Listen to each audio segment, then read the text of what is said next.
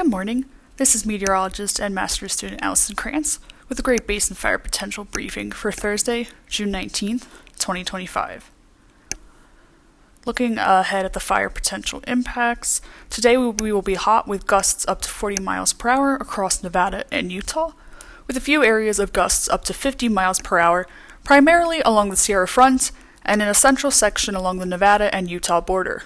For Friday, strong gusts will continue across Nevada and Utah in the 40 to 50 mile per hour range, with much cooler temperatures and storms over the Idaho mountains. On Saturday, these storms in the Idaho mountains will spread slightly south to impact the same parts of Idaho and now expand to northern Nevada and Utah. Additionally, strong winds will continue primarily over Utah as the leading edge of the trough begins to leave our area. Looking at the past 24 hours, there's been really no precipitation across the basin and no lightnings. For current fire activity, the most significant new fire occurred near Boise, Idaho yesterday evening, with larger fires continuing to burn in southern Utah and western Wyoming. Looking at precipitation over the past week, we can see that Idaho has received the most with some spotty precip over the northern half of Nevada and Utah. However, the precip of normal is still very dry across most of the basin.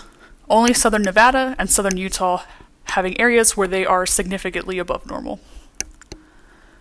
Looking at the current fire danger conditions, ERC values are still staying steady with little to no stations showing an increase in trend. However, most of these sites are staying steady in this 90 to 97 percentile. The central and southern basin continue to show these very high ERC values. Looking at some specifics, the West Elko area saw a sudden spike in their ERC values and are now above average and surpassing or staying around their maximum. For the Uintah Basin, this is similar, with ERCs being above average and at their maximum, as well as starting to enter into those critical thresholds. The satellite run for today shows that trough that will be entering our area, located with the low in the corner of the video. The leading edge of the trough is going to begin hitting our region today, which will be bringing in those stronger winds and further drying out fuels.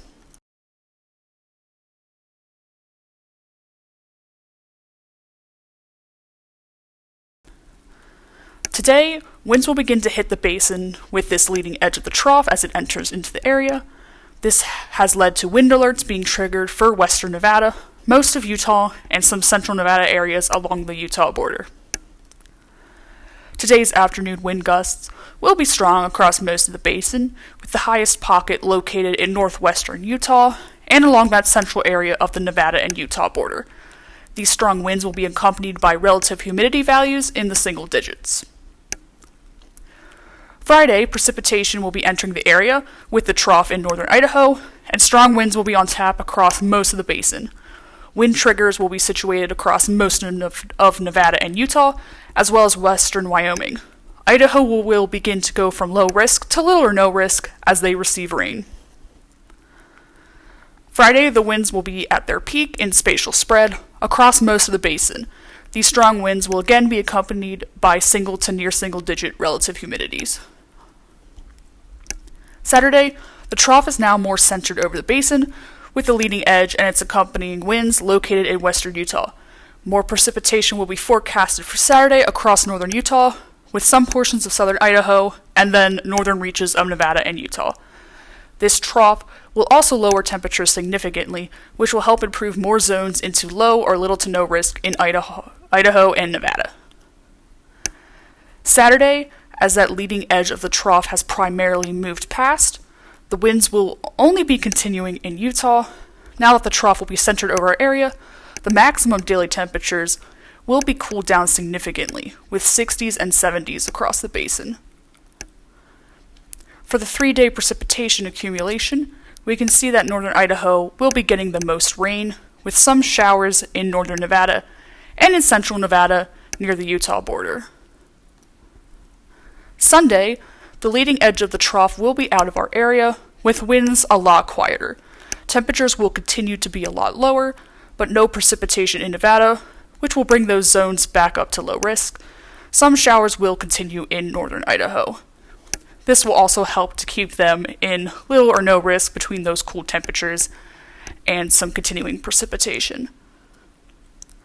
Monday, low winds again, and temperatures still lower as the trough is still located over us, and the basin is going to continue to stay in little to no risk or low risk.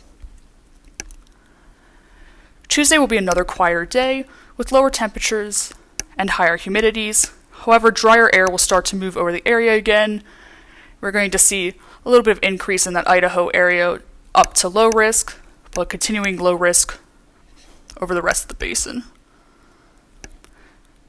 Wednesday, temperatures will look to start warming and relative humidities dropping again, but not enough to worsen dryness levels yet. For the 7-day precipitation accumulation, we will see the highest totals in northern Idaho, and again, those same spotty locations in Nevada. NOAA's CPC 8 to 14-day outlook shows near normal to slightly above temperatures for the upcoming 1 to 2 weeks. This will be paired with a trend towards near normal precipitation values across the basin. And then, if you have any questions, here are the contacts to reach out to. I hope you all have a wonderful day.